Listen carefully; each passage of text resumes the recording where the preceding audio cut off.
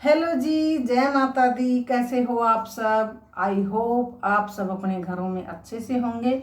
और मैं यह माता रानी से प्रार्थना करती हूँ कि माता रानी आप सबके जीवन में ढेर सारी खुशियाँ दे और सबको अच्छा स्वास्थ्य दे। तो चलिए जी, वीडियो की शुरुआत करते हैं।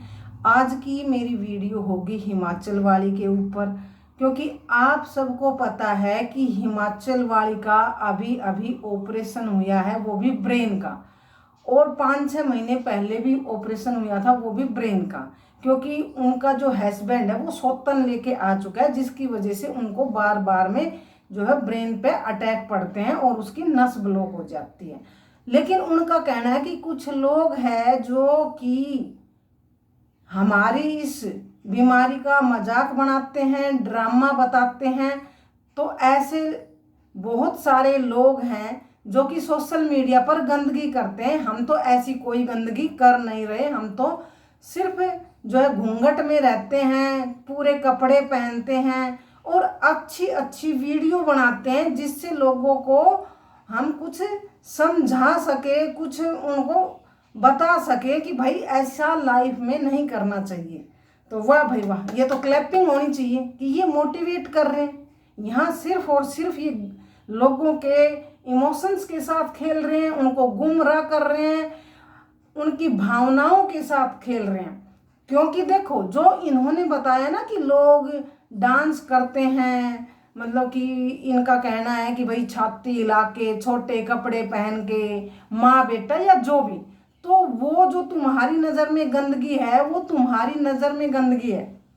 तो सिर्फ दुनिया में और समाज में सिर्फ एक ही गंदगी नहीं है कि भाई वो मानते हैं कि वो भी गलत है। लेकिन जो ये लोग गंदगी कर रहे हैं ना, वो इतनी घटिया और नीच लेवल की है कि वहाँ लोगों के इमोशंस के साथ खेला जाता है। क्योंकि इनकी तरफ से तो बस सिर्फ वो गंदगी है, लेकिन समाज में सिर्फ एक ही तरह की गंदगी नहीं है, गंदगी बहुत तरह की होती है। लेकिन जो ये खुद कर रहे हैं ये तो इतनी नीच और घटिया लेवल की गंदगी है ना। क्योंकि इसमें क्या हो रहा है कि अगर कोई छोटे कपड़े पहन के डांस कर रहा है, नाच रहा है, तो वहाँ पे लोग उनको गलत बोलते हैं, जो मर्जी आए वो बोलते हैं। लेकिन यहाँ पे जो ये दिखा रहे हैं वहाँ लोगों की भावनाओं के साथ खिलवाड़ हो रहा है, लोगों के इमोशंस की जो है ना उसके साथ खेला जा रहा है। और तो और लोगों से ये भी कहा जा रहा है कि भगवान से प्रे करो कि वो हमारे जो है वो इसको ठीक कर दे, हमारी पत्नी को। तो यहाँ क्या हो रहा है? तो इससे नीच लेवल और गंदगी कोई चीज़ हुई। अब बात करते हैं कि इनका एक ऑपरेशन हुआ था ब्रेन का 6 महीने पहले, और अब फिर ऑपरेशन हुआ है ब्रेन का ही। तो आप एक बात बताना, जब ब्रेन का ऑपरेशन हुआ है तो अब भी इन्होंने एकदम उसके ब्रेन में दर्द हुआ, उस सोतन को वो दोबारा घर में लेके आया, बिना बताए घर से चला गया था। तो इसका बहुत तेज सिर में दर्द हुआ और मतलब ब्रेन में कुछ दर्द हुआ और सीधा डॉक्टर ने ऑपरेशन के लिए बोल दिया। आप अपने दिल पे हाथ रख के एक बात सोचो कि अगर आपके ऊपर कोई ऐसी नौबत आए और डॉक्टर ब्रेन का ऑपरेशन बोल दे, तो क्या आप ऑपरेशन कराने के लिए राजी होंगे? या फिर आप दिल्ली एम्स या चंडीगढ़ पीजीआई ऐसे जाके अपने आप को, अपने दिल को, अपने मन को संतुष्ट करोगे कि भाई अगर हमें ऑपरेशन से बचा जा सके तो हम बच सके, यही आप करोगे? ना कि आप एक अपने शहर के डॉक्टर के पास गए और वहाँ उन्होंने बोला, मान लीजिए कि उन्होंने सारे टेस्ट किए, लेकिन उन्होंने बोला कि अब इसका तो एक ऑपरेशन ही मात्र इसका इलाज बचा है, तो भी आप 1-2 जगह और ट्राई करोगे, अपने आप को संतुष्ट करोगे कि भाई अगर इसका इलाज दवाइयों से हो जाए तो वो बेटर है। और तो और इन्होंने जो पीछे ऑपरेशन हुआ था इसमें बोला था कि भाई दिल्ली से डॉक्टर आता है वो ऑपरेशन करता है, तो इसका मतलब यहाँ इस हॉस्पिटल में ब्रेन का सर्जन नहीं है। तो इन्होंने ऑलरेडी बात दिल्ली एम्स और या तो चंडीगढ़ पीजीआई दिखाते अगर इनको सच में ऐसे प्रॉब्लम थी तो। और तो और डॉक्टर ब्रेन ट्यूमर या कुछ ऐसी प्रॉब्लम बड़ी हो तो ही ऑपरेशन करते हैं। मैंने देखा है, मेरी भी एक फ्रेंड है, उनका बेटा था, 1-2 साल से उनको मिर्गी के दौरे आते थे, मिर्गी का दौरा हो, उसमें भी डॉक्टर कोई जो है वो ऑपरेशन करने की बात नहीं बोलते हैं। ब्रेन ट्यूमर हो वगैरह हो, कुछ अलग हो तो अलग बात है। और इधर हमारे पड़ोस में ही एक और अंकल हैं, उनको जो है वो दिमाग की संतुलन जो है उनका बिगड़ रहा है, लेकिन डॉक्टर ऐसे थोड़ी ना कि ऑपरेशन कर देंगे, नहीं। एक और लेडीज है, उनके मतलब ऑक्सीजन ब्रेन में कम जाती है क्योंकि नसों में ना रुकावट है, उनका भी ऑपरेशन नहीं बोल रखा, वो भी दवाइयों से चल रही है। तो यहाँ ये जनता को बेवकूफ बना रहे हैं, उनके इमोशंस के साथ खेल रहे हैं। तो ऐसा नहीं होता है, कोई भी ऐसे नहीं कराता। और आप सबने देखा है, रात को ऑपरेशन हुआ है, सुबह घर लेके आ गए हैं, और आपने देखा कि उसको होश आया नहीं है, ना ही तो उसके टॉयलेट के लिए कोई नाड़ी लगी हुई है, और उसको खाना दलिया खिलाया जा रहा है कि भाई हम दलिया खिला रहे हैं। सोचो कोई आदमी बेहोश है, आप उसको दलिया खिलाओगे। जब आदमी बेहोश होता है तो उसको फूड पाइप लगाई जाती है, और हॉस्पिटल में चलो इन्होंने छुट्टी ले भी ली तो ऐसा होता है। लेकिन अब हम बात क्या कर रहे हैं कि अब यहाँ पे ये कहा जा रहा है, डिस्क्रिप्शन में ये लिखा जा रहा है कि भाई ये जो भी है ये सब काल्पनिक है, हम सिर्फ समाज को एक मैसेज देना चाहते हैं। और तो और प्रेमानंद महाराज जी का भी ज्ञान दिया जा रहा है कि भाई अपने परिवार के साथ रहो, अपनी पत्नी को धोखा मत दो, कोई किसी का नहीं होता, बुरे वक्त में कोई किसी का साथ नहीं देता, अपना परिवार ही अपना होता है, इसलिए जो मैंने गलती की है वो कोई और ना करे। ये ज्ञान डिस्क्रिप्शन में दिया जा रहा है। तो मतलब ऐसे डिस्क्रिप्शन में लिख देने से ही मात्र ये काल्पनिक नाटक नहीं होता है, क्योंकि इसमें दोनों चीज मिक्सअप कर रखी है। नाटक दुनिया बना रही है, वहां कोई नहीं बोलता कि भाई ऐसे हो गया, क्या हुआ उसको, क्यों हुआ उसका। क्योंकि नाटक देखो, गुरप्रीत कौर भी मैंने देखा है बनाती है, अभी उन्होंने बनाया एक 7 साल बाद फौजी घर आया, ऐसे 7 साल बाद ही कुछ ऐसा है वो। तो नाटक के लिए बहुत मेहनत लगती है, कहीं तो देखो वो खेत का सूट दिखा रही, कहीं झाड़ू का दिखा रही, उसमें बहुत मेहनत लगती है। ये नहीं होता है कि कैमरा लगाया और बैठ के एक वीडियो 4-5 मिनट की रोने में ही निकाल दी, मैं बर्बाद हो गया, मेरा सब कुछ लुट गया, मेरी तरह कोई भी शादी मत करना, मैंने 2-2 शादी करके बहुत गलत कर दिया, आप ऐसा मत करना। ऐसे किसी को जो है मोटिवेट नहीं किया जाता कि भाई जो मैंने गलती कर दी वो आप मत करो, ऐसे नहीं दर्शाया जाता। नाटक नाटक के लिए मेहनत लगती है, ये तो सिर्फ और सिर्फ नाटक के नाम पे ड्रामा और लोगों के इमोशंस के साथ खेला जा रहा है। और जो लोग अगर नाटक बना भी रहे हैं तो आप सबको पता है, हम कई बार देखते हैं कि एआई की वीडियो होती है, जैसे कि कई बार क्या होता है कि शेर किसी को खा रहा है महिला को, कई बार क्या होता है कि जहाज डूब रही है और बोल रहे बचाओ बचाओ।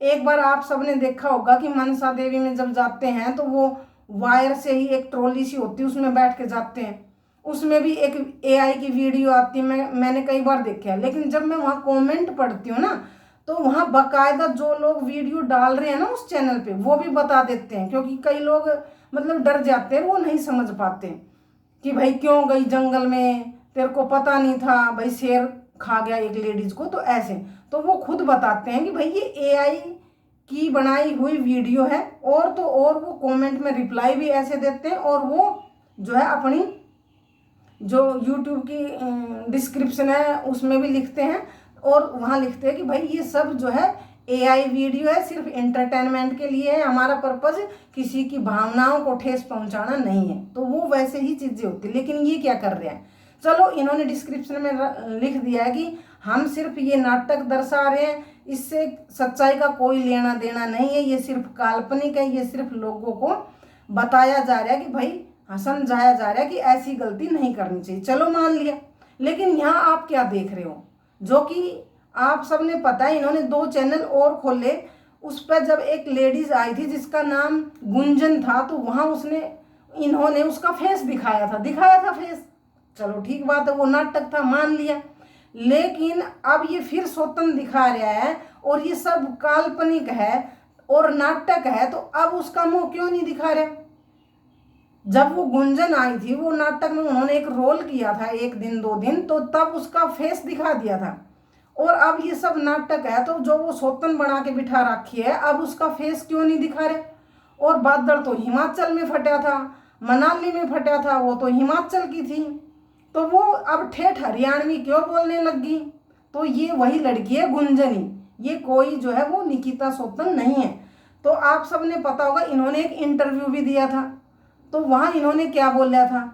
वहाँ इन्होंने बोला था कि भाई ये हिमाचल की है, वहाँ बादल फट गया था, तो अब वो हरियाणवी कैसे बोल रही है?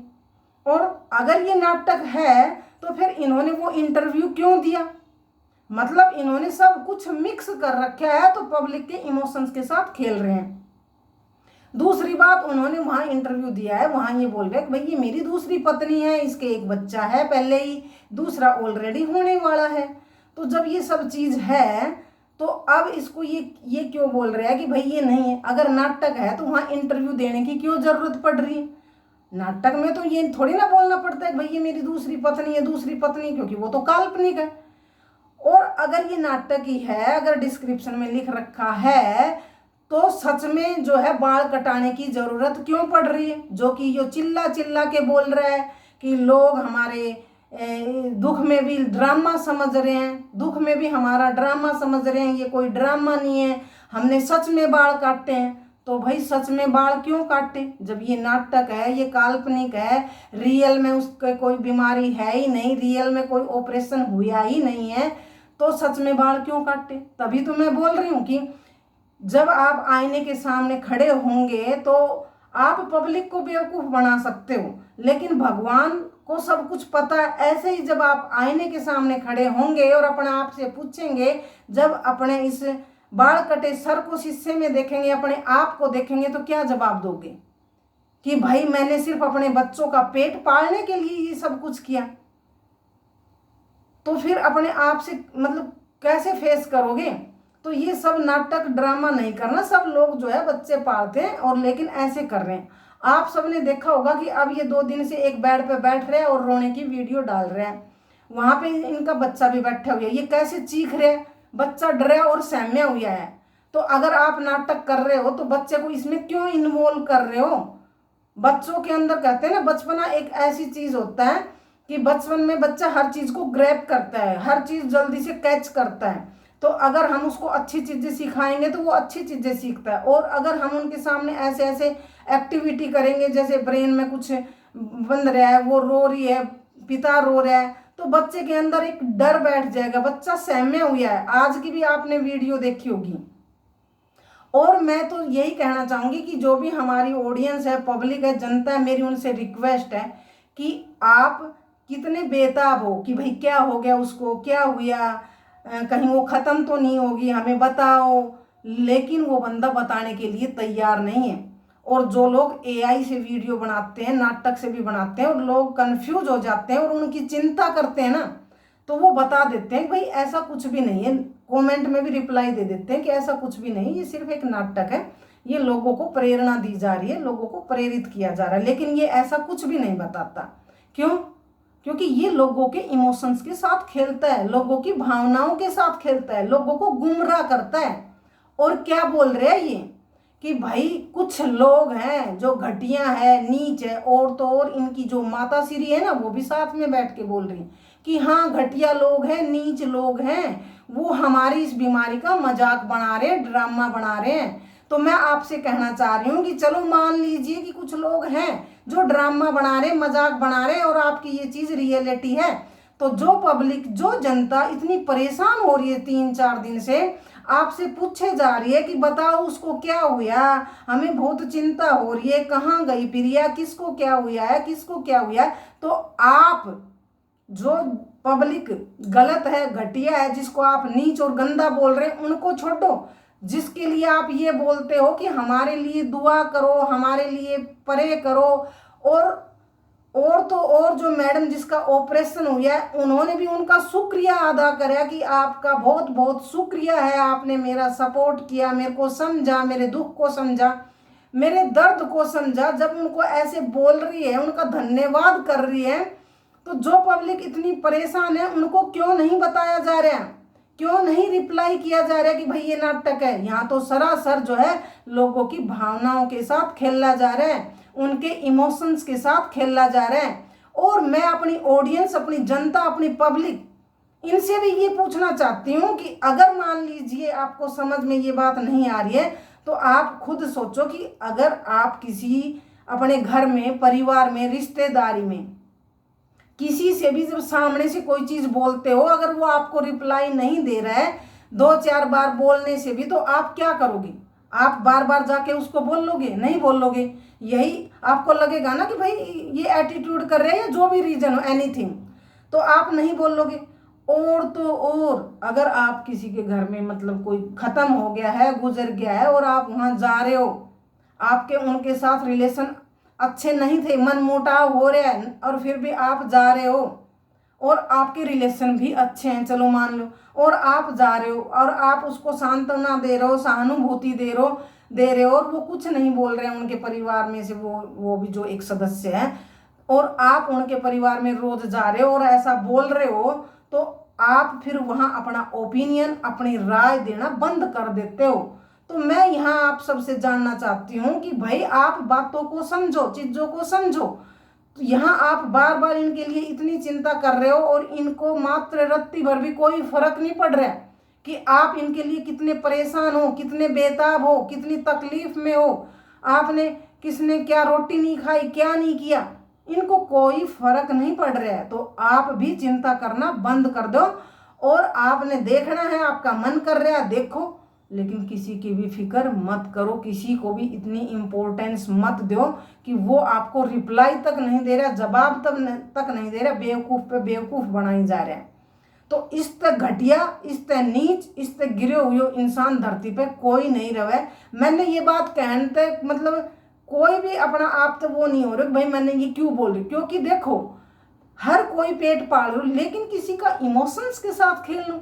भगवान ने भी इसने बोलना कि भाई खाटू श्याम जी सब अपनों बदलो ले गो, क्योंकि जो लोग हमारे साथ कर रो भगवान है ना, तो जो वो भगवान उन और लोग का कन्या भी है, इतना ज्ञान है, तो सोच कि जो आप सब लोग कर रहे हो, खुद कर रहे हो, तो वहां भी भगवान देख रहे हैं, और फिर वहां भी भगवान जब उन चीजें न करेगो तो कह तो रहे कर्मा बैक होवे, रिटर्न होवे। और मन ने तो सच बताऊं ना, तो छोटा छोटा बच्चा है ना, उनकी ही देख कर फिक्र हो सके यार, मतलब ऐसी भी क्या मजबूरी है कि बच्चा को पेट पालन के लिए ऐसी ऐसी चीजें करनी पड़ रही है। भाई दुनिया ने बच्चा पाला है ना, जो यूँ बार बार बोल तो रहे कि मेरे ऊपर जिम्मेवारी है, मेरी 4 बहन है, 4 बुआ है। अरे भाई 4 बहन है तो जो आपको पिता है उन्होंने नहीं पाला था? आप तो खुद बोल रहे हो कि उस हमारी तो कितनी अच्छी लाइफ थी, गाड़ी थी हमारे पास, बहुत कुछ तो ये भी वैसे तो फेक ही है, क्योंकि आपको घर बता रहा था कि आपकी लाइफ कैसे थी, ठीक है। और रही बात ये दूसरी कि भाई कोई अच्छा काम करो, जो ये दवाई बना के घर में दे रहा था कि भाई काला पीड़िया की या कुछ भी, उस चीज ने करो, आगे बढ़ो, पेशेंस रखो, संयम रखो, सफलता जरूर मिलेगी, और अपना परमात्मा पे विश्वास रखो, कर्म करो। तो जो वो दवाई बेच रहा था काला पीड़िया की या कुछ भी, तो उसमें पेशेंस रखो ना, संयम रखो, और भगवान पे भरोसा रखो, और साथ में कर्म करो, सफलता जरूर मिलेगी। तो जी बस आज के लिए इतना ही, फिर मिलेंगे कल एक नई वीडियो में नए टॉपिक पर। तब तक के लिए आप सभी को राम राम जी, जय माता दी। और हाँ, आपको मेरी ये ओपिनियन, मेरा विचार कैसा लगा कमेंट बॉक्स में जरूर बताना।